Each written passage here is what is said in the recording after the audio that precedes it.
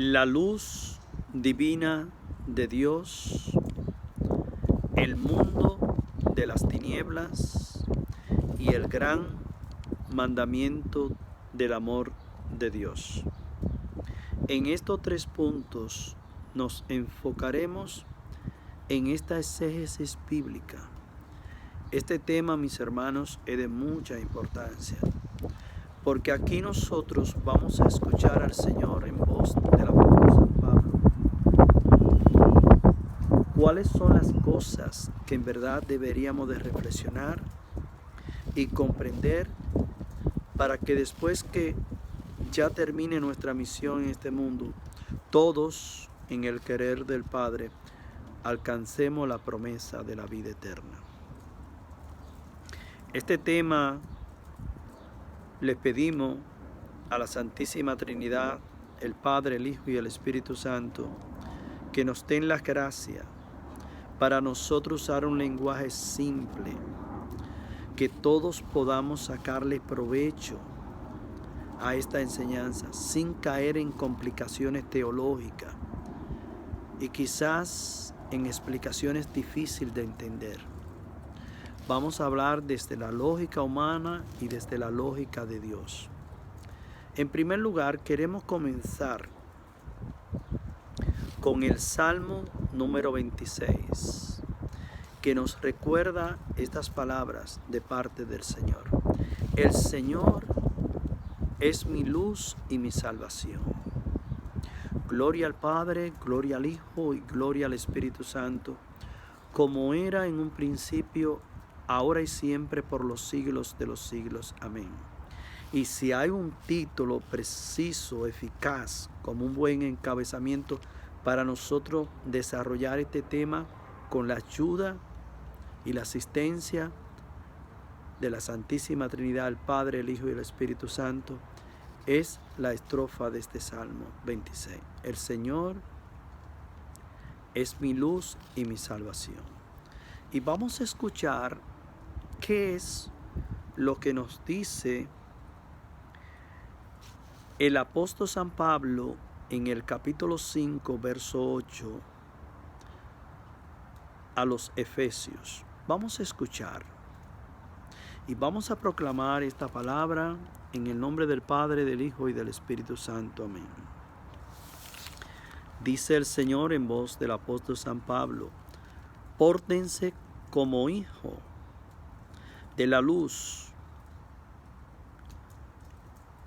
Palabra de Dios. Pórtense, pórtense, pórtense. Parece que estas palabras como que resuenan, como que truenan en todo nuestro ser. Pórtense, pórtense. Tengan buen comportamiento. Abracen la moral, la ética, las buenas costumbres cristianas en la fe en nuestro Señor Jesucristo. Pórtense como hijos de la luz. Nosotros no somos hijos de las tinieblas, porque si fuéramos hijos de las tinieblas, nosotros no tuviéramos el hecho histórico de que Jesús vino a esta tierra como la luz del mundo, para disipar todas tinieblas, para que dejando que la luz entre a nuestras vidas, nosotros lleguemos todos a ser santificados en el Espíritu de la verdad que nos ha visitado desde lo alto. Dios mismo ha dejado la casa de su reino, donde es amado perfectísimamente por todos los ángeles, querubines y serafines, en fin, para venir aquí a este suelo, a esta tierra miserable, para devolvernos su luz, su gracia, su amor, su conocimiento, para que todos lleguemos a entender que es a través de nosotros portarnos bien en la luz que entonces llegaremos a ser santo y perfecto para la gloria de Dios. Y sigue diciendo en esta exégesis bíblica que estamos compartiendo el apóstol San Pablo en el verso 9. Los frutos de la luz son la bondad, la justicia y la verdad bajo todas sus formas. Palabra de Dios. Y después dice San Pablo en el verso 10, sepan hallar lo que le agrada al Señor. Y en verdad, lo que le agrada al Señor es que nosotros debemos pasar su luz, quitando todos los bloqueos que nos permiten llegar a ser santo para la gloria de Dios. Las tinieblas, las murmuraciones, el pecado de la idolatría, falsos ídolos, son los impedimentos que no nos dejan que la luz de Cristo llegue a nuestras almas. Y hay que decirlo en un orden reflexivo, de una forma correcta, porque esto es un llamado de Dios en su palabra. Y si en verdad queremos ser una tierra fértil, fecunda, de la única manera que nosotros en verdad se va a realizar el plan de Dios en nuestras vidas para que lleguemos a ser santo y perfecto, es quitando todos los bloqueos que nos impiden llegar a ser discípulos de Jesús. Y de la única manera que nosotros llegaremos a ser discípulos de Jesús es quitando la obra de las tinieblas. Y sigue diciendo en este orden que estamos reflexionando de esta exégesis bíblica, en el verso 11 el apóstol San Pablo: y no tomen parte en las obras estériles de las tinieblas, al contrario, denúncienlas. Palabra de Dios. Denunciar las obras de las tinieblas comienza con nosotros. No comienza acusando, juzgando a nuestros vecinos, a nuestros amigos, a nuestras comunidades o a alguien en particular que está cometiendo un pecado y quizá es un pecado de escándalo que nosotros nos sentimos escandalizados. Nosotros deberíamos de escandalizarnos de nuestros pecados, sin murmuraciones, sin queja contra el prójimo y nadie en particular. Es a nosotros que nos está hablando el Señor. Nosotros somos los que tenemos que comenzar a enderezar nuestros caminos. Y de la única manera que esto se logra es con la acción positiva. Imiten a Dios. Imitar a Dios significa nosotros escuchar su voz en su santa y divina palabra que estamos reflexionando. En estos textos bíblicos donde el Señor nos habla como en una base de catequesis, nos habla en una dimensión muy clara para que podamos sobreentender todos que las tinieblas realmente no nos permiten llegar a ser tierra fecunda para producir los frutos para los cuales hemos sido destinados. Imiten a Dios también es una expresión que nos lleva en este encabezamiento a reconocer que estamos llamados a ser imitadores de Cristo, lo cual es un llamado de Dios para todos. La salvación no es individual, no, en el plan salvífico de Dios no es individual, porque Dios quiere la salvación de todos. Qué bueno sería que la salvación sea solamente para aquellos que ya están siguiendo al Señor o alguien en particular que hace la voluntad de Dios. No, ese no es el plan de Dios.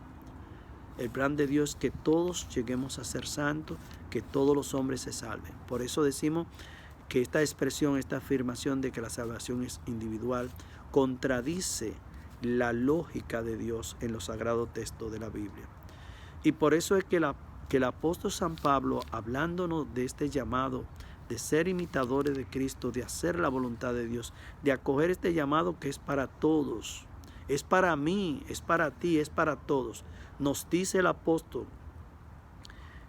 en el verso 1, estamos reflexionando en el capítulo 5 una vez más de Efesios, y en el verso 1 nos dice el apóstol: como hijos amadísimos de Dios, esfuércense por imitarlo.